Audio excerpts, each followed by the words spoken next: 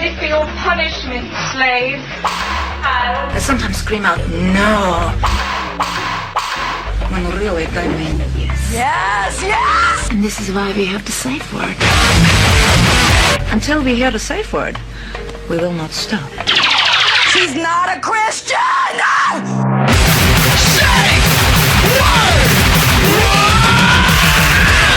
Safe Word with Jason Rouse. Hey, this is Jason Rouse, and welcome to the Safe Word Podcast. I'm down here in downtown Hamilton with Eric. It's Eric, right? Yes, Eric. Eric Johnston? Eric Johnston with a T. Johnston with a T. Eric Johnston here, and we are walking around downtown Hamilton. We're going to do a little tour of my old stomping ground and point out some of the Hamilton, what do you call them, specialties? Oh, there you go. That's a cop, by the way. I almost hit my foot. It would have been my fault. So okay, let me catch everyone up here on the show. I've left Los Angeles, escaped, with a little piece of my soul left. And I'm here in Hamilton to start my Enemy Myself tour. And got some shows coming up. But last night we did a Comedy in the Creek. Yeah, Comedy in the Creek's show I've been running for 3 years. 3 years, so, and you do a show there once a month? Last Tuesday of every month. So you're also from Hamilton, or would you say Stony Creek? Well, I'm from Stony Creek, yeah, corner of Grays and 8. Grays and 8. You couldn't get any more Stony Creek than that. Yeah, that's kind of, it's pretty, what would you call it? There's fucking nothing there. No, they put an A&W in recently. That was nice. The nice orange sign hits my window at the right angle. Yeah, and where else can you get two teens for $4? Downtown Hamilton. Yeah. And we're walking. This used to be. We're at the corner of Houston and Houston and King. This used to be A bingo joint. no. Even before that, it was a shopping Kresge's. Yeah. Kresge's. Now what is it? Now it's nothing. Now it's a boarded up thing with someone drew a evil Mickey Mouse on the front door. And I think they want to turn it into a concert venue.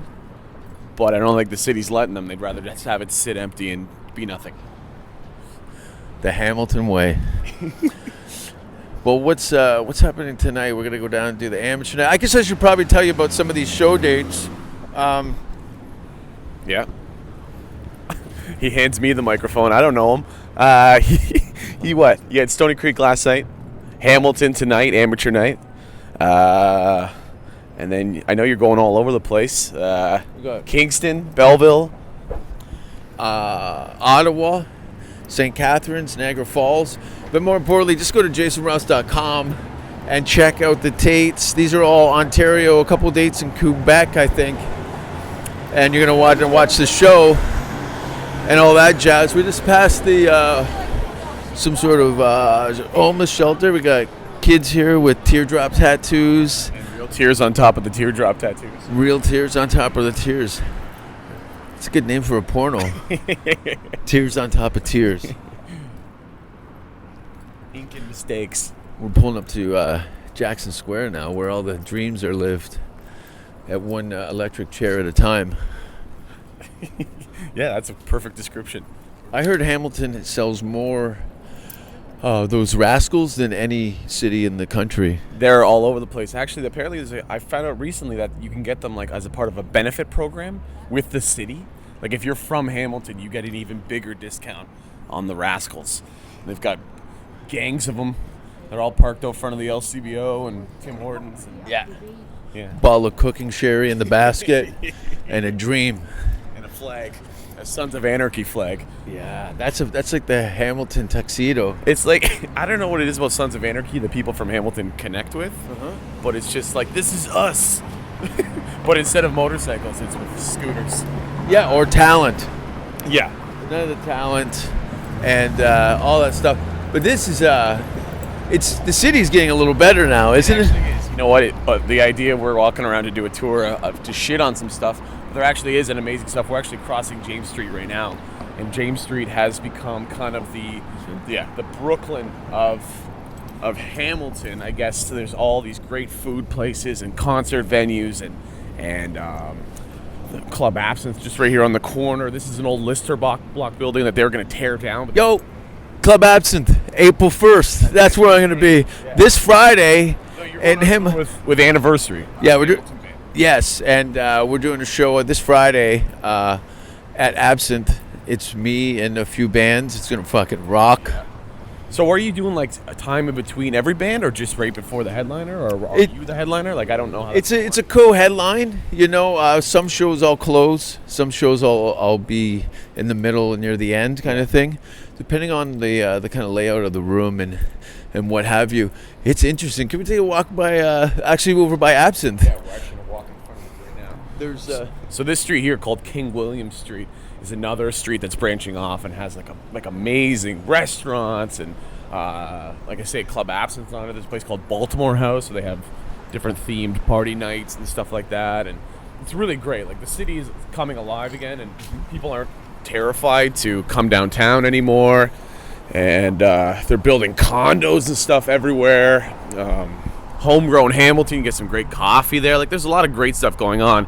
The shame of it all is they put these millions of dollars into renovations in these new buildings and stuff, and then there's a homeless guy pissing on the front door. But that'll clean up soon enough, I think. I hope. Yeah, it's going through a renaissance, I guess. Yeah, absolutely. It's Hamilton's changing, and it's embracing the arts, which is something that Hamilton really never had. Bands can play anywhere. When I started doing comedy here 5 years ago, there was only one night a week, one night every 2 weeks, the amateur night on the Yuck Yucks on Upper James. Now you can do a show almost every night. My show, and there's a bunch of shows, open mics all over the place, and book shows and monthlies and all kinds of stuff. It's very much it is an early Brooklyn with the all these kind of little coffee shops and art venues and what have you. And expensive condos. Like, we're walking past one right now. They think there's only going to be like 30 units in this, and they're all for over like $1 million. Yeah, it's crazy. This area. What is this? Over by the police station. Well, yeah. So we're on King William between James and Houston. We're actually walking right in front of Club Absinthe right now. Now, across the street here, there's this place called the Empire Times. Another of these buildings that were there just going to get torn down. But people went in and redid them all. Now they're like thriving businesses. There's a place on the bottom called The Mule. It's like tacos and burritos and stuff. All 100% gluten-free. And that's just kind of the way she's going these days. But that's great. Yeah, this city was a write-off for me for a long time. Well, that's why you got the fuck out of here so quick. Yeah, You're like, I'm 16, I'm illegal to travel, let's go. Yeah, there's wasn't a lot of opportunity, and if you were really trying anything outside the box, it was quickly extinguished by the locals. Well, it's like to try hard at anything, to work hard to be anything, you're just considered a fag. Look at that fag trying to be a comic. Like, look at you. You're not gonna get a job, you fag. Like reader. Yeah, look at you reading. Look at you expressing yourself. But yeah, it's just, it's different now, where if you're not doing something that you love, now you're the fag. If you get a job at Stelco, it's like, look at the job at Stelco, fag. Yeah, like, you know what I mean? Settling. It's settling. People like to settle. Yeah. But all these, this whole area used to be fucking gnarly. Yeah. But now it is all condos. It's so weird. Condos and great bars and restaurants. And that place I was telling you about, that hamburger place, it's supposed to be the best hamburgers in Hamilton. I haven't been there yet, but apparently it's great. Yeah, Hess Village was kind of like the staple for nightlife. Now it's coming back into the city. Well, absolutely. Hess Village was the place, when you were a kid, when you were just starting drinking in your early 20s or, late teens, sometimes early teens, depending what time part of Hamilton you're from. It's all go to Hess Village. But now it's like, I don't want to go to Hess. Let's go to King William, or let's go down to Augusta Street, and all these old buildings that, again, we're going to get torn down. But someone put a bid on it, got it for cheap, put millions of dollars into it. Now it's the place to be, right? Yeah, and that's it. That's it. You put the mic to me after I finished. I'm trying not to sound out of breath here. We're walking at a pretty good pace, and in Stony Creek, you don't walk anywhere. Cinnamon bun, slowing you down. It's like, give me one of those day olds for 99 cents. I was saving my stomach for sushi. We didn't even go. There's a memorial art piece here with all the people who've been murdered. playing basketball down here. in the 90s. Yeah, we used to ride our bikes on the roof of Jackson Square here. If you don't know this, on the roof, there's all these kind of banked patio stones and stuff. It was great for like skateboarding and riding our BMX and shit like that. They actually... This mall's kind of dead though, isn't it? It's eerily quiet here downtown right now. I don't know, like it's kind of a nice night. It's like 14 degrees, but no one's out. It's like, oh, Jesus Christ, it's scary. It is a scary place. I know. Now we're gonna... You know when you're in like a scary movie or The Walking Dead when it's all quiet for no reason before about a million zombies pop up? That's what it feels like downtown right now. I like David Tell's joke. You know that quiet you get just before a hooker pisses on you. You hear some birds off in the distance. You wrote that in Hamilton. Yeah, man. Maybe we should go to the strip club later. Hamilton Strip. Have you been lately? I haven't been. Actually, I know the owner now. He's like, come by, take care of you, whatever you want. No one ever wants to fuck the owner of a strip club. He's a pretty nice guy, though. What, does that mean he fucks you face to face? And gives me a massage after. He's a big guy, you know, caring, loving. But yeah, I don't know. It's weird when you're a comic, all the stuff that you get. People see your face and stuff more like, yeah, come to the strip club and I'll hook you up with a whore. It's like, oh, that's really nice of you. Thank you. Because you liked my dick joke. I know, how romantic. Yeah. But what was your background like? You started in like children's television or something? Well, I started with dance when I was 7. You might. I'll cut that out, but go on. I was gonna say I'll let you go with that one, but from there I went into theater and Musical theater. Theater. I'm like, I just knew as a kid that I wanted to get on stage, and I didn't know how. My dad was a professional wrestler, so I would see him kind of on the world stage, and he was in the Starrcade '93 for WCW and stuff. Well, explain. First of all, I had some friends that are into wrestling. Yeah. And your father was what late '70s, early '80s? It was '70s, '80s, and then about mid '90s he stopped wrestling. Okay. How old was he when he started? First of all, what's his name? His name was Bullwhip Johnston, one of the Hamilton original kind of like shooter guys. He trained actually Edge and Christian and Val Venus and stuff. And he was a show runner in Hamilton. He used to run shows all over Hamilton. And so he would, like we're doing in comedy, do it yourself kind of stuff. Get a venue, sell tickets, promote it, get your friends together and try and get something off the ground. And that's like whenever I do these shows now, this Comedy in the Creek show, some of my dad's friends show up and they're like, holy shit, your dad would be so proud of you doing this. And we used to run this show at the Kiwanis Club, and sometimes we'd make no money, sometimes we'd sell out. He's like, but your dad would always pay us the same and pay us when we came in, and that's just hustle spirit. I think that's Hamilton spirit, where you don't really wait for the phone to ring. You kind of make your own calls. Smart people do. Well, I mean, some people wait for the phone to ring. Yeah, I mean, smart people in the sense that they're not waiting. Because that's one thing that really drives me nuts is having to wait for people to get their shit together. When you clearly map out, look, we just do this, this, and this, and then they busy it up with their bullshit and excuses. Fuck you, Patrick. For one of those, like for me, I just wanted to not be able to say no to anything. If a booker or an agent was like, do you got a demo tape? Yeah. Do you have a stand-up demo tape? Yeah. Do you have a voiceover demo? Yeah. Do you have a resume? Yeah. Do you have business cards? Yep. Do you have a website? Yep. Some of these guys don't even have headshots, and they're trying to be professional comics. I got my first set of headshots when I was 18. I got chirped for it. Like, what do you need headshots for? Until you need headshots, And I know. There's just some simple checklists of things that you should have to be treated as a professional. And some people just don't have a fucking clue. Well, they just say it's show business, but then someone said, I've heard it quoted before where it's actually business show. You need to do the work in the business side of it to get the shows. Yes. The show is a reward. Yeah. And the money, is a nice byproduct, but if you don't get your shit together, there's nothing. Especially when people, you're working towards something and they come up with a serious excuse to go, well, we're dead in the water now because you don't know how to make things happen. Yeah. Asshole. Well, I just think that it's just work. You got to do work for it, and when people expect things to come to them, they're going to be waiting for a long time. And shortcuts are non-existent. There's no shortcuts at all. But there is a pita pit. I wonder how, before these moved into shopping malls, I used to see people get beat up in pita pits all over Ontario. It was like, it was like the Fight Club at the end of the night. It's pita pits. So there's a Viva La Pita here down by Hess Village where people get more than beat up. A couple guys have been killed near that place, but it's just, we're hungry, let's go get food. We're wasted, bunch of guys, some girls go there, and it's literally like walking into a zoo. Tony's Corner, when it was over by Fever Absent there, it was just like, who's going to get beat up and when? It was inevitable. It's like if these guys don't see a fight, they're pissed, and they'll start one just be like, okay, I guess I'm going to have to start a fight then because I didn't get to view one. Oh, and I remember when the students would come in for school, was it Frosh Week? Yeah. And then they would, they were from all over Canada, and they're from small towns. They show up, and it's a blood, like, they're animals in the wrong cage. Yeah. And just getting boot fucked. Like, hey, excuse me, could you have a lighter? What are you looking at, faggot? Whack. And it's so...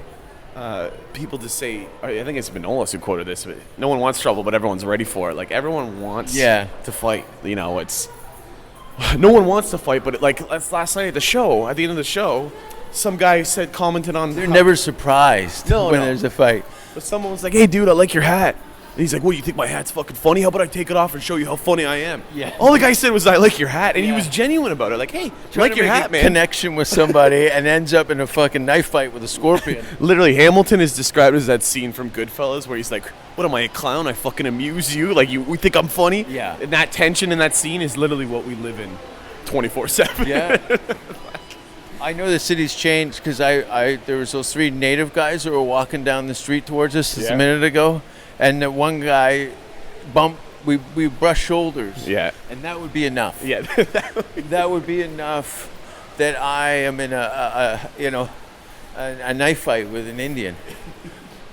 It's all about respect.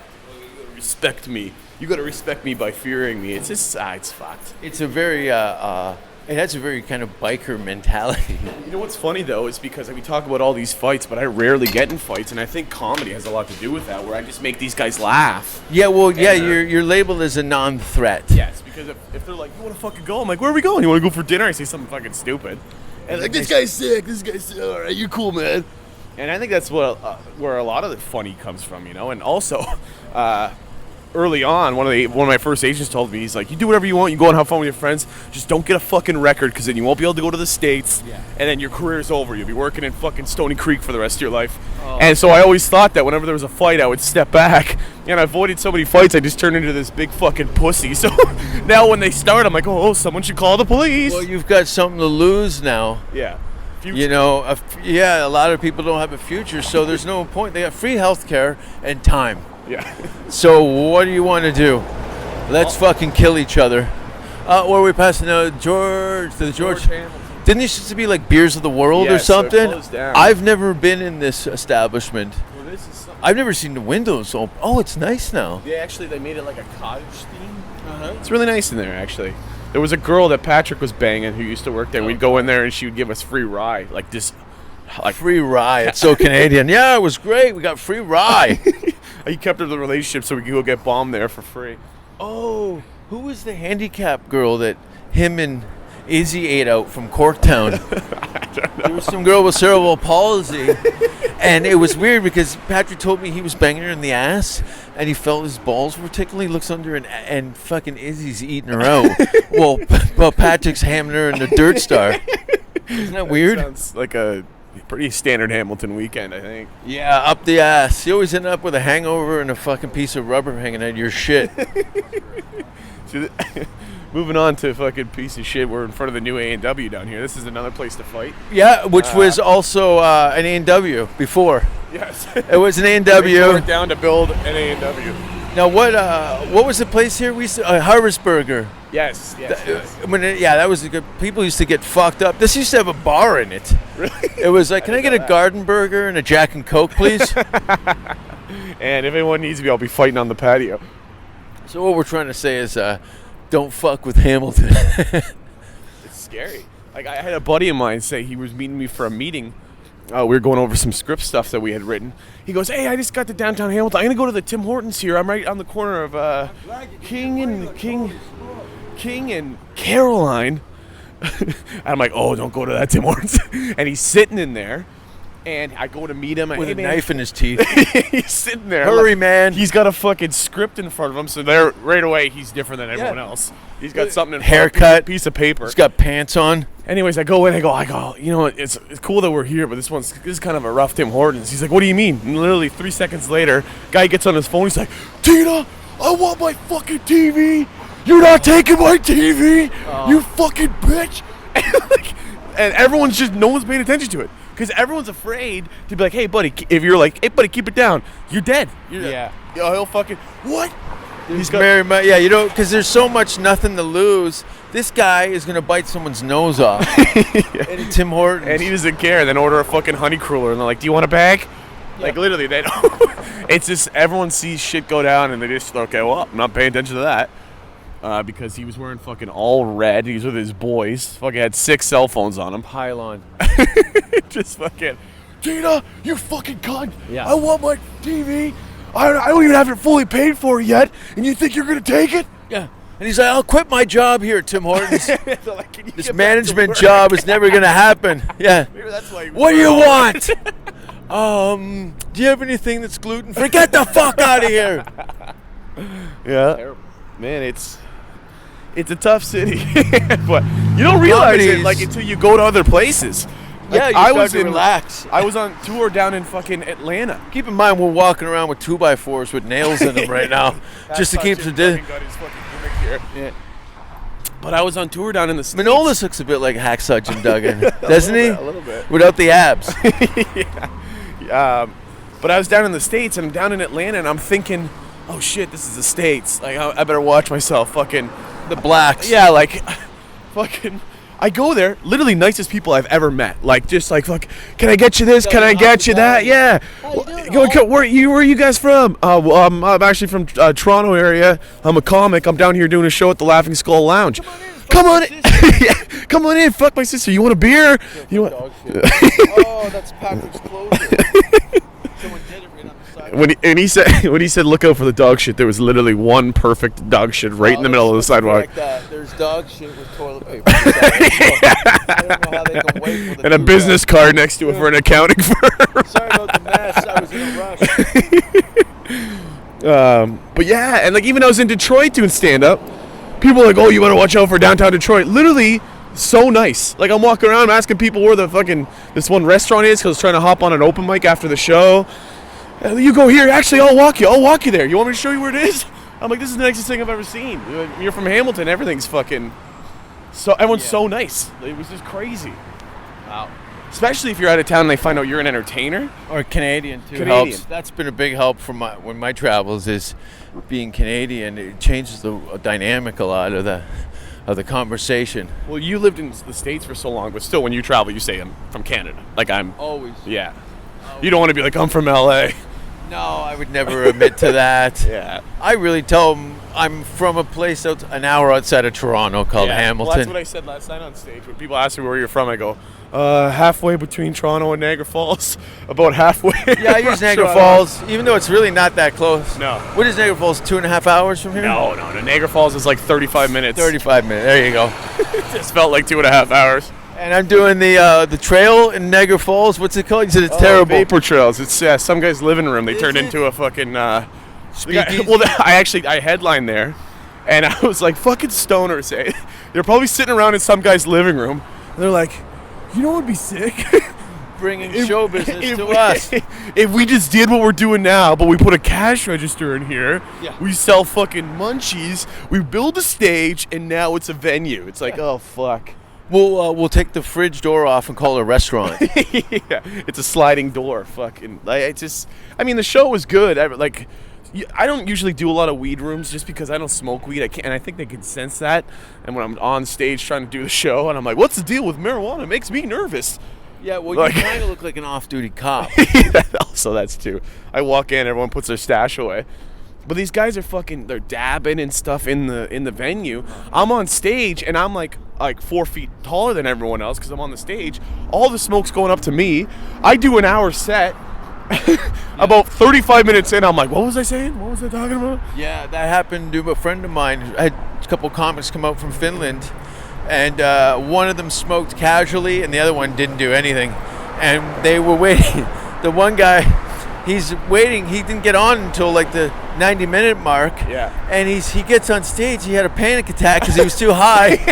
And the audience is like, he goes, "I'm too high," and they're like, "Yeah."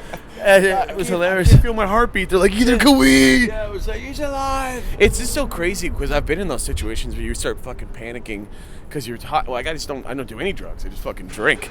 So, but like trying to explain to a stoner how you feel and be so honest about it. Like I don't feel right, and I my heart's racing and all this stuff. They're like, "Yeah, we know. Yeah. We've been doing this since we were fucking 16. That's how we relax now. Yeah, like that's why I never get like weed for anxiety. Like weed gives me anxiety. Like just if someone's talking about weed for too long, I start to get fucking reaching for my phone, looking for my car keys. Like I gotta get out of here. I think, and that happened to me in the early stages of it. But then you kind of learn the let go and have some, because you get very internal and over analyzing, and it's not worried about the freak out as so much as why I have anxiety over this thing, and I find it can be some self therapeutic. Yeah, you know, I think it's like why do I fear? Yeah. Why do I fear feeling me? You know what? So I think someone described it to me where they're talking about doing mushrooms. Yeah. And they're like, "Oh, you would have a terrible time on mushrooms." Wow. I'm like, "Oh, I know that." I'm like, "I don't even smoke weed." They're like, well, "The great problem is you're too much of a control freak. You control too much of your life. You control all your shows. You control all your fucking bookings. You control this. You can't just let go because you think letting go is being weak, and you have to control that. And that feeling there is enough to give you anxiety even when you're not stoned." So they're like, "Just don't." But don't mushrooms. Oh, you should totally do mushrooms. I totally think that at least once. Yeah. It's not like you're going to get addicted. You hear Eric's hooked on shrooms. What? He started casually. Now he has to do them all the time. I guess that is true. It's not something you get hooked on. Yeah, and what a ride. What a ride. I can't the time for it too, because apparently it lasts for hours and you just can't control it.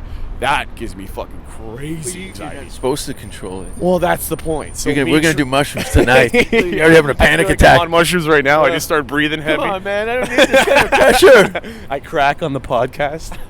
All right, I'll do it. Help me be a better comic. I think it does. Hallucinogenics do help broaden your horizons. Yeah. You know, I don't think there's any permanent brain damage from that. I think if you look at the guy sleeping on the floor next to us, you might disagree. Is he here? No. We'll pass one soon. I was gonna say, I just found remnants. I saw a fucking paper bag, so it won't be one far. But again, the downtown core is looking better every day. Fucking beautiful buildings. They got this. They got all the old. Like instead of wiping off the graffiti, they're hiring people to do graffiti. Yeah. If you can't beat them, join them. Yeah. We have a graffiti wall. We have a graffiti safe area for you guys to come. That's the same thing in the city with the abuse towards women. They actually have a warehouse where they purely just fight bare knuckles with their spouses. I have to get a business card from you. All right, let's take a break, and we'll be right back after these messages. And we are back. What's happening? Oh, let's do some dates. Still downtown. What do we got here? So, April 1st, Absinthe Club Hamilton. April 2nd, Overtime Sports Bar in Kingston. Cafe de Cup, Ottawa. Smiling Buddha, Toronto, April 6th. The Foxberry and Club NV Brantford and Detour Music Hall, St. Catharines. And then there'll be some shows added in Toronto, Sweden, Finland, Germany, I think Poland, and then I'll be back. That'll be the month of June, so that should be good. Are you going anywhere?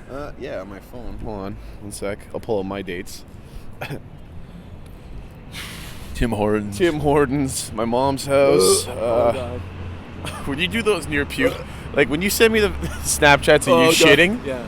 Oh, I send it. You get those? Yeah. I think you were the first. Actually, So you send them to me, and the shit, it happened. You do it every day. So the shit has become, I'm dead to that. But it's the puke noises you make at the end. Yeah, when you're like, smells bad. I'm like, oh my God, I'm going to puke. When I'm doing it, I have a finger of shit in my mouth.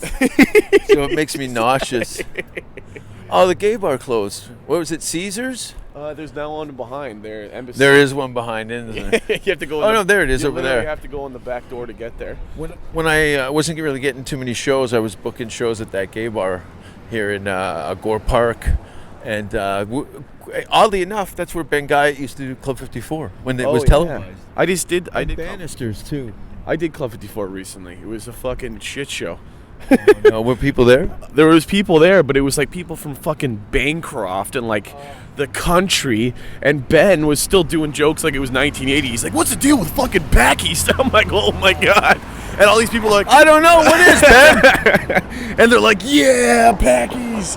And then I get up there, I'm like, what's the deal with, whatever. That racist cunt. Yeah. And then this is the best part. It was a torrential downpour storm that day. And I almost hydroplane and spin out on the fucking Skyway Bridge. There's one problem with going to the show. Then, Club 54 is so fucking old, there's leaks in the ceiling everywhere. There's leaks all over the fucking ceiling. So they had buckets in the ceiling tiles, like the foam ceiling tiles. Yeah. Fucking, they're filling up. It's raining all day. So the buckets start to overflow and soak into the fucking thing. So they're like, this next comic, he's toured around and he's on YTV, he's on MTV. Please welcome Eric Johnston. I start walking to the stage. A 50 fucking liter bucket falls through the ceiling, lands on the stage, and soaks the first 5 rows of people. And Welcome to Greenland. I get up there and I'm like, okay, guys, that first of all just almost hit me, but can we, salvage this set? Can I do some jokes? People are fucking toweling off. Someone throws a dead cat on you while you're trying to wrap up the show. Yeah. Literally, people are like, and anyone who didn't get splashed, everyone in the rows behind them are like, what happened here? What happened there? What? Everyone's trying to figure out, that fucking 50-liter bucket just fell through the ceiling and almost killed the comic. And then I'm like, thanks, everyone, good night. Fucking Ben goes up, does some more racist, homophobic shit, and then he calls out a fucking prop comic. A prop comic closed out the show from like 1980. Well, describe the decor of the 54. It's like spring break, Florida, '88. Yeah. They got isn't it like fake palm trees? There's fake palm trees. Yeah. It's all neon. All the fucking bartenders have fucking blowouts, guys and girls. Oh yeah, the Kim Mitchells. They call it. Scott calls it a skullet. Yeah. And it's just like this. You walk in there and it's just like it smells like piss and fucking cocaine. And Miami Vice playing on the TV, and it's not to be ironic. No, it's the security cameras. But yeah, that was a hell show. But I got some good shows coming up. April 5th, I'm at Absolute Comedy. I'm opening for Frank Spadone. Frankie. Yeah. April 11th, I'm at the Alt Dot at the Rivoli. April 15th, 120 Diner and Vape on the Lake. April 19th, Cameron House and Comedy Bar, same night. April 23rd, I'm here in Hamilton, Club Absinthe. And then April 29th, I'm opening for Frank again at Premier Comedy in Whitby. So that's April. Nice. Yeah, Frank's good people. We did a lot of hell gigs together. Well, Frank's great, and because I grew up in Stony Creek, I grew up in an Italian neighborhood. Yeah. I started writing a lot of being a white kid in an Italian neighborhood stuff, and it fucking blew up because not only do the white people love it, but Italians love that you're talking about them. So crossover. Yeah, they're like, this is perfect. Put them on everything. So I've had the opportunity to open for Frank about 6 or 7 times now, and he really likes me, and it's just crazy to me where I grew up idolizing Frank and watching his stuff on Just for Laughs. Now he's calling me on the phone just to shoot the shit. Like, how's it going? I'm like, I'm good. Hi, Frank. A lot of people describe that as a rock bottom when they're calling you. Call Eric Johnston and see what he has to say. Oh, he'll bring me around. His girlfriend just left him, and I love my wife. Yeah. Well, let's talk about that. Let's get it out. Get it out in the boat. So your girlfriend left you because you're untalented. Pretty much. No. That's probably the reason I stopped talking to you for about a year. We broke up for now. For now. I don't know. Are you planning on getting back together? No, I gotta focus on. I'm gonna be sick. I gotta focus on what I'm trying to do. And comedy is. She's done. You were saying to me. It's over. Comedy. Let it go. You got dumped. Yeah. Well, I was the one who said it, but her actions were the one that made me say it. You know, I just had the balls to say it first, and I think we should break up. But more importantly, who gives a fuck? It's over. Yeah. Oh, hey, buddy, I was supposed to get married on New Year's. Yeah. That was a fucking bullet I dodged. Holy fuck.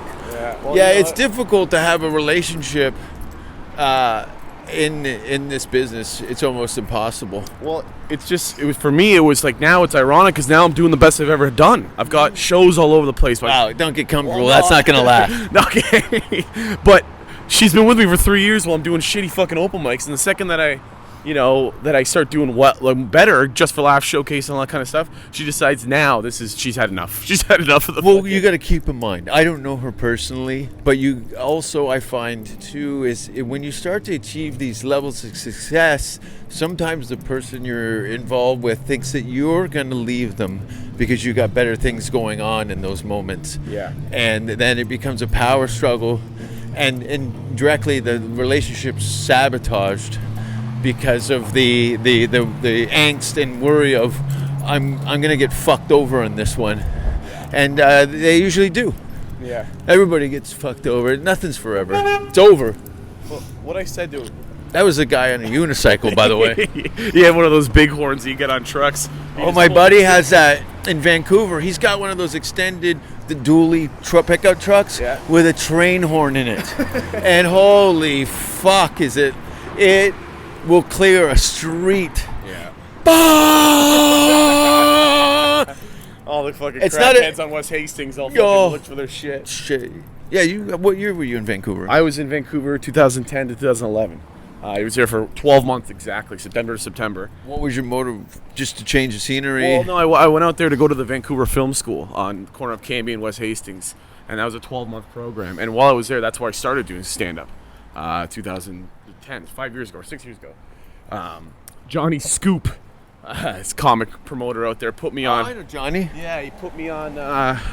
Hey, Johnny. Yeah, hey, Johnny. If you're Johnny's a good guy. I just thanked him in my stand-up special because he gave me my first show ever at this place called the Kingston, Comedy at the Kingston. I think I've done that room. Yeah, and it's in a base, actually a great room. Mm-hmm. And from there, I did my first show on November 1st, and by the first week of December, I was doing 3 shows a week. So I started off pretty strong, and I did well, and I haven't stopped since. So yeah, Vancouver's rivaling Toronto as far as stage time and community. It's really grown. When I started, it was Yuck Yucks and Laugh Lines, and that was it. We were going to poetry readings at cafes. Yeah. Oh, it was terrible. They hated us. Well, I could imagine them hating you at a poetry reading, but fucking. And my buddy Brad doing wrestling. He Brad Break. I started with big he toured with Piper. Okay. Jake the Snake. Yeah. Didn't you just have Jake the Snake? I just opened for Jake 3 shows. Fantastic. Yeah. And opened for Mick Foley too. Ah, yeah. Well, because my dad was a wrestler, all these old wrestlers know him, so they think all these guys our bodies are all fucking, sandpaper these days. Their bones are made of sand. Yeah. So they want to do on these spoken word tours and go on tour, and you need a comic to open for them. Who gets it? Yeah, and I'm a wrestler's son, so it's the perfect storm. I've opened for Mick and Jake the Snake. That sounds like a gay porn title, The Wrestler's Son. The Wrestler's Son. Keep walking. Yes, here. We can keep walking. No, the police station's right there. Let's get the fuck out of here. Here's our car? No, this one here. Oh, let's get in that one then. Okay.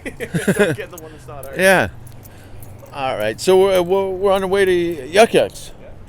It's the amateur night. I'm going to go yell at Patrick, and it'll be good. Can I... No, I'm not going to open the trunk yet. I'll just get this shit out of the way. That's that. It's fucking cold out in the boot. There we go. Put the backpack on top of the blow-up doll. Yeah, we got a blow-up doll here in the back. We did a whole Hamilton tour today. We went to Eastgate Square, walked around downtown Hamilton. You just gotta get stabbed. Just gotta go to Dundurn Castle at midnight and get a blowjob from a fucking drifter. I found out that that's a cruising zone recently. That place and the fucking. Found out? I just found out when I went. You just for a thought walk. you were the special one getting blowjobs there? Oh, everybody's doing I this? thought it was a special bush like Jesus or something. You stand it, but Joshua tree. that place and apparently by a Wild Waterworks down in by the beach there, the beach strip. That's a huge cruising zone too. That's a lot of risk to get your dick sucked by a stranger. Well, like I always think like fucking. How hard is it? Yeah, I don't know. Oh, because my ex. From the oh, there's a drag show here. This is a new this is a drag bar right here, Steel Lounge. I did a show there in the basement. Or not the basement, but the main floor. But upstairs is they do like these fucking drag shows with guys. Is it weird seeing your uncles like that? It is. I'm like, Uncle John, what are you doing? I'm trying to get fucked. Get out of my way. Gross. You're a beautiful woman. But yeah, I'm doing shows, and I guess the change room to go upstairs to be drag is right next. To my cock up. It's right next to the stage for the downstairs. And about 3 hard dicks. So I'm doing material, and I'm trying not to be fucking homophobic and stuff. Even though I'm not. Not to be. Well, no, I'm not. But it's like weird in a place like that. They're so like. Isn't your alarm on your phone set to I hate queers? Something like that is my dance background coming out. But like you don't realize because they're so ready to pounce on anyone who's not being like PC and like we're. Well, yeah, you got to figure you've grown up. You're ostracized by the community for so long. Now it's not an issue. Being gay, it's kind of passé. It's not as a hot topic as it once was 10, 20 years ago. Now it's trans, right? And guys fucking like there was I read in an interview. I think it was Gavin McInnes, where he's like, "What's wrong with just being gay? You know, why can't these people just be gay anymore?" Well, everyone wants to stand under some sort of banner. It gives them some sort of community, and gay, straight, black. There's assholes in all communities. Yeah. You know, it's just all about cutting the fucking horse shit. Yeah. Horse shit, Joey. But yeah, anyways, good room for shows. If you were gonna bang a tranny. Hey, let me finish. I was like ready. Sorry, when we go to Thailand in December, what do you think? What do you think you'd take? A feminine one, or would you just go like 5 o'clock shadow and coveralls with an Adam's apple as big as her fucking balls? Hey, don't make it gross. I don't know. I think it would have to be a more feminine one for sure. Ew. You know. You want to fuck a guy that looks like a girl? Ew, you got your wires crossed, buddy. I want a tranny that looks like Brutus from Popeye. Kind of guy that will fuck you up the ass and help you move a fridge. Yeah, I knew no matter what I said there, I was gonna get fucking jerked. If I would have said masculine guy, you were like, "Oh yeah, welcome back to the city, asshole." It sets me up to just fucking kill me. But yeah, I don't know. You can answer. We're all waiting. We should go to Thailand. I'm going in December. I'm going to spend the whole month there. Really? Apparently it's pretty cheap. I was talking to a guy in Calgary Airport. He's like, "You just go to Thailand. $20, you can fucking get anything you want." You know what? I was there, and you can get everything. You know what I got? Herpes. That comes free. That is free. And the only thing at the airport, they give you a carrot peeler to take the barnacle off your mushroom. Gross again. Oh God. Well, we're still driving. We're downtown now. We're driving the thing we just walked. Yeah. Which is actually a lot safer. Yeah. Until you get to a fucking red light, and then it's all over. Yeah. People just climb in the windows and start licking your neck. Do you have a cigarette? That was perfect. I missed that at the beginning of the show. We had some no-breasted streetwalker. Yeah. I was almost thinking about cigarettes cool, but would you like to have a hot meal and a dick up your ass? In what order? You don't know. Well, she can eat while I fuck her. No, I'm a gentleman. She eats roast beef while you do. It feels weird coming out of my mouth when you fucking say. I'm like, yeah, I'm gonna be like Jason, fucking roast beef pussy. Then I say it, and it's like it sounds like a fucking accountant saying. That happens.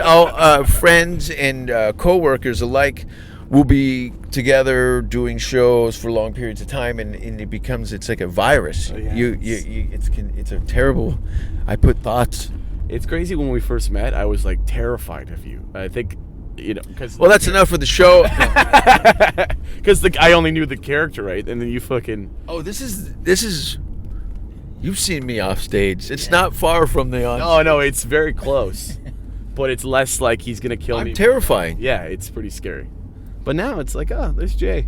Let's I'll talk. bite your goddamn face. Fuck. I thought this was a parking spot. It's not. Is it? What do we got here? 8:30. It's 8:15 or 8:30 or 8:20. And we just pulled up the show. I guess we'll take a wander into to the Yuck Yucks. I wonder if I should. Ring the bull up though. I'll stay. Leave that there. Leave this shit here, because then I'll probably end up driving you home. And then my bag is in the. It's in the back seat, but I can Yeah. put it in the trunk. Okay, we'll put that in the Well, trunk. hold on, actually, you know what? This isn't a parking spot. So Where's this there podcast food? continues. Well, it's below an Anchor Bar, but I don't know. Well, you're trying to eat clean. I don't think you want to eat an Anchor Bar. They got fucking fried chicken poutine. Fried chicken poutine? Yeah, it's like that. I Oh don't know. no. But we should go get some food because I'm fucking starving. You told me you were going for sushi at 6. I'm like, sushi, great. I won't. Yeah, eat, I I won't know, eat and I was- anything. And then fucking, he's like, nah, fuck it, we're not going. I'm like, My anger towards it today was I couldn't face him. I slept outside of that Coliseum. The cops. Well, what is it now? It's First Ontario Center. First Ontario Center was Cops Coliseum, and 1988 I slept out. It was like minus 30, and we slept outside for Metallica tickets. Yeah. You can put that on your don't give a shit list. 8th row floor seats. My ears rung for 3 days. I remember walking home across the roof of the Jackson Square, and I was like, "Oh no, I'm gonna have to sing in the Who now." I can't. Oh, you can't park here. No parking. Yeah. Fuck. It looks like they've opened up the city a little more for parking. They too. did. You know what is crazy? You could park anywhere down here, and you can get away with parking. You fucking park in a hospital zone and never get a ticket. And then now, I guess they're like, oh wait, people are parking in bad places. Let's give them all tickets. I got like 6 tickets in one fucking week. Ugh. Like there goes a week of shows. I'm paying for parking tickets. Yes, it's a fucking racket. I took the biggest dump at that guy's house last night. It moved up the schedule. I shouldn't have been awake at 4 a.m., but I had log jam. Well, fuck. I was very disappointed because it was about 3 Snapchats back to back. It would have been 30 seconds. What do you call it in hockey? A hat trick? Yeah, I think so. You know what they call it in a fetish night? What's that? You eat too much, I can't do push-ups. We should tell a story about how we partied in the wrong person's house for a good fucking half hour. Yeah, that was weird. We walk in, it was next door, and he's like, "What are you guys doing here?" I'm like, "Oh, we're We're here just." to party. This is the best. As we're leaving the bar, the guy's like, "Yeah, go ahead, go to my house. There's beer in the fridge. Whatever. Do what you want. I'll be Blow up there my soon." toilet. Yeah. So we walk into this guy's house. He's actually he's the main editor in chief of View magazine in Hamilton. That's the guy? Yeah. So fucking, I've been trying to get on the cover for View for like fucking 6 years. And we walk into this guy's house. He's standing. He's like, "Hey, how's it going, guys?" I'm like, "Yeah, not bad." I just reach into his fridge in front of him, pull out a beer. I'm like, "You want one?" He's like, "No, I'm good." And then we go in there. He's just standing like, "So what's going on, guys? Why are you here?" Like whatever. Like, "Oh, we're just waiting for so and so." He said, "Come on in," and he wasn't telling us that we were in the wrong house. Yeah, that was weird. And then all of a sudden he's like, "Oh, if you're going to so and so's house, it's next door." Like we've been partying. I'm like, why is this guy such a narc? Why is he so concerned about what we're doing in this guy's house? Well, Like, who cares? the sink wouldn't flush, so that's a red flag for any house party. He's like, "Hey, don't make a mess or anything," and you're fucking doing log father in this guy's bathroom. Yeah, I had a bar stool in the bathroom, hanging a 2-tier coiler right in the fucking drain. I think someone was sick in that bathroom. Oh fuck. Well, that's the show, everybody. We're gonna go in and I'm gonna do a little tune-up for the big show on Friday. That's again April 1st. Club Absinthe. I think it's gonna be the best show of the tour. I think so. And then look for upcoming dates in New York for my move to the either Queens or Brooklyn. I think I'm looking. Yeah, May 1st. Oh shit. I didn't. I come to Canada for a little bit to sharpen my skill set, and then off to New York. Thanks for listening to the show. You can go to my Instagram. I'm pretty on point with my little photojournalism. There's all kinds of weird shit on that. And thanks for listening to the Safe Word podcast. And bye. Safe word! Safe word! Safe word! Safe word! Don't kill kiss me on the mouth. Don't ask if you're hurting me. And if you hear the safe word, stop what you're doing immediately. Do you have pantyhose?